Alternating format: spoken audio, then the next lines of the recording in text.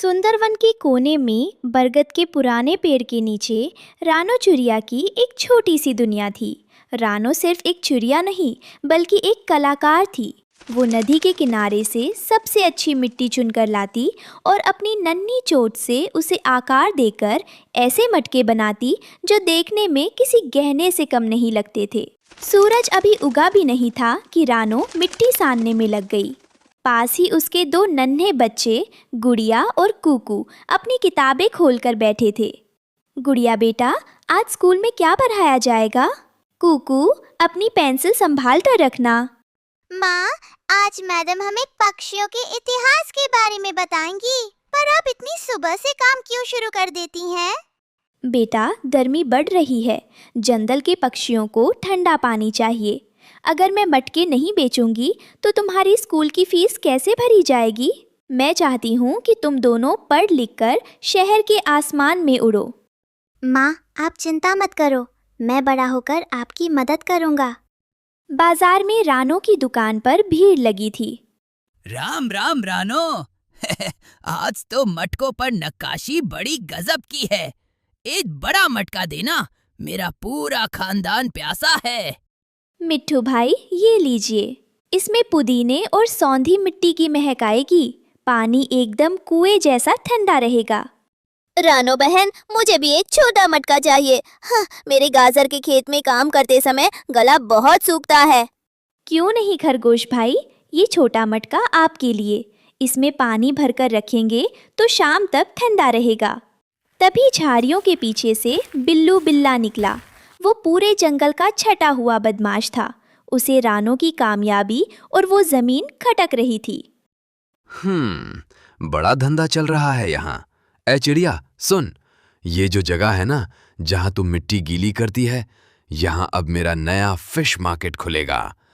कल तक अपना बोरिया बिस्तर समेट ले। बिल्लू भाई, ये जंगल सबका है। मैं यहाँ सालों से मेहनत कर रही हूँ। मेरे बच्चों का भविष्य इसी दुकान से जुड़ा है। मैं ये जगह नहीं छोड़ूंगी। अच्छा, इतनी जबान चलने लगी तेरी? याद रख, अगर प्यार से नहीं गई तो फिर रोने लायक भी नहीं बचेगी। रानो, इससे उलझना ठीक नहीं, ये बहुत खतरनाक है। उस रात जब पूरा जंगल गहरी नींद में था, बिल्लू बिल्ला अपने हाथ में एक बड़ा डंडा लेकर आया। उसने रानो के बनाए हुए सैकड़ों मटकों को चकनाचूर कर दिया। इतना ही नहीं, उसने रानो के मिट्टी के घर को भी तहस नहस कर दिया। सुबह जब रानो और उसके बच्चे उठे तो उनके पैरों तले जमीन खिसक गई। माँ, हमारी किताबें, हमारा घर सब टूट गया। अब हम स्कूल कैसे जाएंगे माँ? बिल्लू मामा ने सब बर्बाद कर दिया। मैंने किसी का क्या बिगाड़ा था? अब मैं मिट्टी कहाँ से लाऊंगी? मटके कैसे बनेंगे? रानो बिखरे हुए मटकों के टुकड़ों को समेट रही थी। तभी उसे जमीन के अंदर से एक अजीब सी गुनगुनाहट सुनाई दी। मिट्टी का एक ढेर अचानक सोने की तरह चमकने लगा और उसमें से एक शांत गूंजती हुई आवाज आई। ठहरो रानो, अपने आंसू इस बंजर जमीन पर मत गिराओ। जो टूट गया वो तुम्हारा कल था, पर जो मैं दूंगी वो तुम्हारा सुनहरा भविष्य है। ये कौन बोला? यहाँ तो तबाही के सिवा कुछ नहीं बचा। क्या अब ये मिट्टी भी मुझसे बातें करेगी? मैं वो मिट्टी हूँ जिसकी तुम पूजा करती हो। तुम्हारी मेहनत और तुम्हारे बच्चों के प्रति तुम्हारे प्यार ने मुझे जागृत कर दिया है। मुझे उठाओ रानो और अपनी कल्पना से एक नया संसार रचो। रानो, मैं धरा की शक्ति हूँ। सदियों से मैं इस इंतजार में थी कि कोई ऐसा मिले जो मिट्टी को सिर्फ कीचड़ ना समझे बल्कि उससे जीवन गढ़े। तुम्हारी मेहनत, ईमानदारी और अपने बच्चों के लिए तुम्हारा त्याग देखकर मेरी सोई हुई शक्तियाँ जाग गई हैं। तुमने मिट्टी से मटके नहीं बल्कि सपने बनाए हैं। पर अब मेरे पास क्या बचा है? बिल्लू ने सब कुछ तोड़ दिया। ना चाक बचा, ना घर, ना मटके। मुझसे अपना घर बनाओ, ऐसा घर जिसे कोई ना तोड़ सके। मुझसे ऐसे मटके बनाओ जो प्यासे की प्यास ही नहीं, उसकी थकान भी मिटा दें। क्या सचमुच? क्या मैं फिर से अपने बच्चों को पढ़ा पाऊंगी? हाँ रानो, उठो, मुझे अपने पंखों से सहलाओ और मन में उस घर की कल्पना करो जहाँ प्रेम और शीतलता हो। याद रखना, ये दादू सिर्फ तब तक रहेगा जब तक तुम्हारे मन में दया है। अब रचना करो। रानो ने जादुई मिट्टी को अपने पंखों से समेटा। देखते ही देखते वहाँ एक विशाल मटका घर खड़ा हो गया।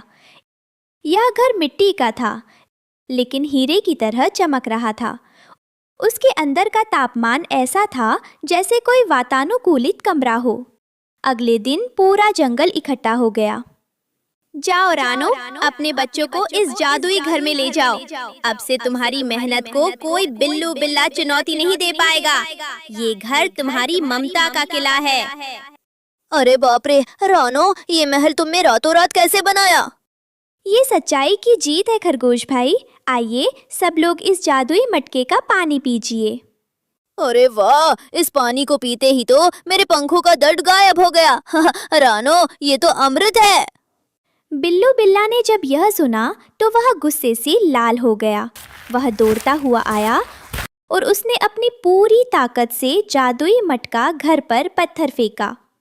कैसे खड़ा हुआ ये घर? मैं इसे अभी धूल में मिला दूंगा।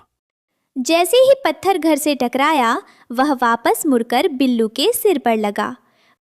घर की दीवारों से एक जादुई रोशनी निकली और बिल्लू को हवा में उछाल दिया। दुष्ट जो दूसरों का घर उजाड़ता है, प्रकृति उसे कभी माफ नहीं करती। बचाओ, मुझे माफ कर दो रानो। मैं अब कभी किसी को तंग नहीं करूंगा।